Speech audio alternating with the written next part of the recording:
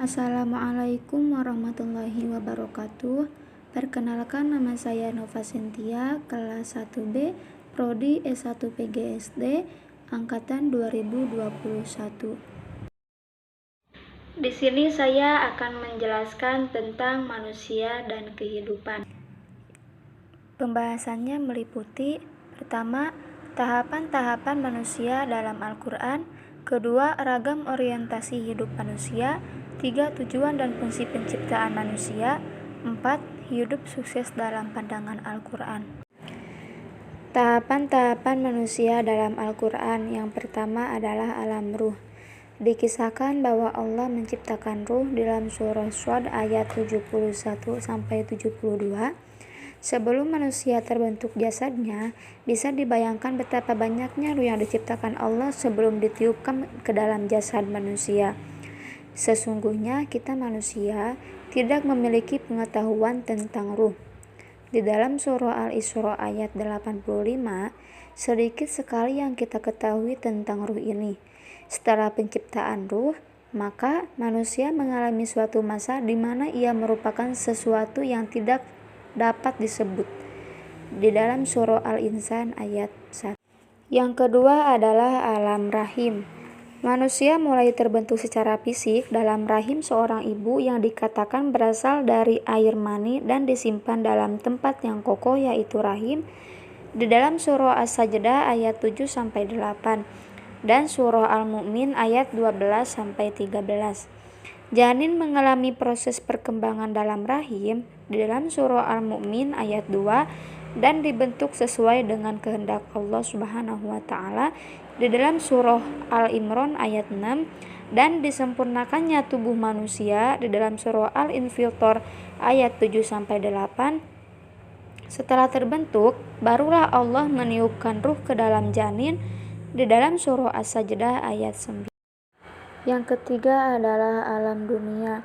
Setelah sekitar 9 bulan berada dalam rahim seorang ibu, maka lahirlah manusia ke alam dunia dalam keadaan polos dan suci tanpa membawa apapun. Kehidupan manusia di alam dunia pada hakikatnya merupakan ujian-ujian seumur hidupnya untuk menentukan tempatnya di akhirat kelak. Dalam surah Al-An'am ayat 165. Manusia ditugaskan Allah untuk menjadi khalifah di muka bumi di dalam surah Al-Baqarah ayat 30, Al-Fatir ayat 39 dan As-Sad 26. Dan ia diperintahkan untuk beriman dan menyembah kepada Allah dan melakukan amal ma'ruf dan mencegah kemungkaran di dalam surah Al-Imran ayat 110. Penciptaan manusia untuk hidup di dunia bukanlah suatu yang main-main, melainkan setiap manusia akan dimintakan pertanggungjawabannya bagaimana ia menjalani ujian-ujian tentang apa yang telah dilakukan selama hidupnya. Dalam surah Al-Mu'min ayat 115. Seburuk-buruknya manusia ialah mereka yang kafir dan akan mendapat tempat di neraka jahanam. Sedangkan orang-orang yang beriman kepada Allah dan melakukan perbuatan-perbuatan baik di dunia sesuai Al-Quran merupakan sebaik-baiknya manusia dan insya Allah mendapat tempat di surga kelak. Di dalam surah Al-Bayyinah ayat 6-8. Yang keempat adalah alam kubur atau barzah. Barzah berarti sesuatu yang terletak di antara dua kondisi atau barang. Dalam konteks kehidupan manusia, maka alam barzah adalah antara alam dunia dan akhirat. Ini adalah suatu alam yang dialami manusia mulai dari saat ia menemui azal sampai datangnya hari kiamat atau hari akhir. Disebutkan dalam surah Ar-Rum ayat 55-57 dan surah Toha ayat 100-104. Alam barzah ini digambarkan sebagai suatu kehidupan baru yang merupakan dinding pemisah antara alam dunia dan alam akhirat. Yang kelima adalah alam akhirat. Kehidupan di dalam akhirat didahului dengan peristiwa kiamat di mana malaikat meniup sangkakala membangunkan para arwah yang sedang tidur dalam alam kubur, diikuti satu kali teriakan. Semua terbangun dan bergegas ke padang mahsyar untuk dihisab keimanannya. perbuatan baik dan buruk yang dilakukan selama berada di alam dunia. Semua manusia yang dibangkitkan kembali dikumpulkan di padang mahsyar. Pada saat itu sudah ada yang celaka dan ada pula yang berbahagia. Di dalam surah Yasin dari ayat 51 sampai 54 dan surah Hud ayat 103 sampai 105.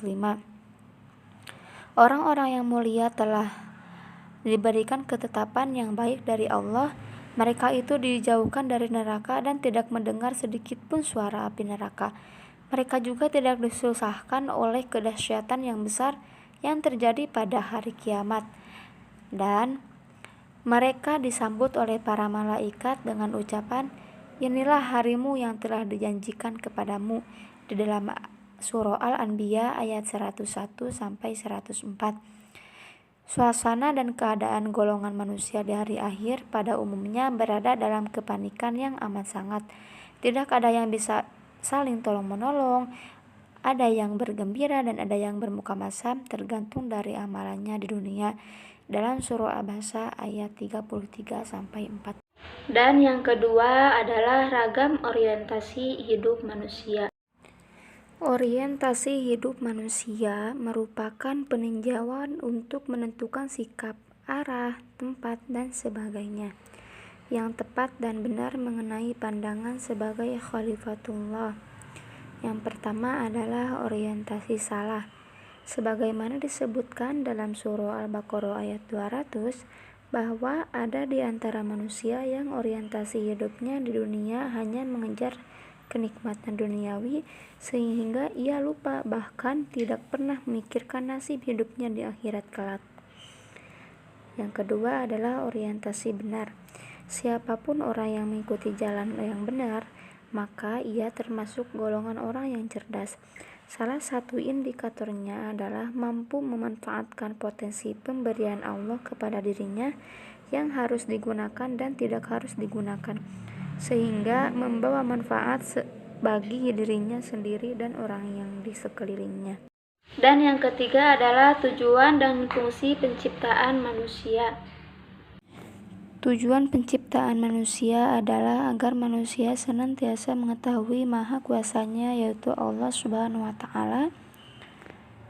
Manusia adalah makhluk pilihan yang dimuliakan oleh Allah dari makhluk ciptaannya yang lainnya. Islam menjelaskan bahwa Allah Subhanahu wa Ta'ala menciptakan manusia berasal dari tanah, kemudian menjadi nutfah, alaqah, dan mudghah sehingga akhirnya menjadi makhluk Allah Subhanahu wa Ta'ala yang paling sempurna dan memiliki berbagai kemampuan. Fungsi Allah menciptakan manusia dalam kitab suci Al-Quran, dengan tegas Allah menyatakan bahwa Allah menciptakan manusia untuk beribadah kepadanya dan menjadi khalifah. Dan yang terakhir adalah hidup sukses dalam pandangan Al-Quran. Allah Subhanahu wa Ta'ala dalam Al-Quran memberikan penjelasan orang-orang yang dikatakan sukses dan berhasil serta kebahagiaan dalam hidupnya apabila memiliki komitmen keimanan, yakni mantap serta kokoh imannya, kuat tauhid dan akidahnya. Inilah modal awal meraih derajat kemuliaan di hadapan Allah Subhanahu wa Ta'ala dan suksesnya kekal dan abadi. Sekian yang bisa saya sampaikan. Mohon maaf bila banyak kekurangannya. Mudah-mudahan bermanfaat khususnya bagi saya dan umumnya bagi kita semua. Wabillahi taufiq wal hidayah. Wassalamualaikum warahmatullahi wabarakatuh.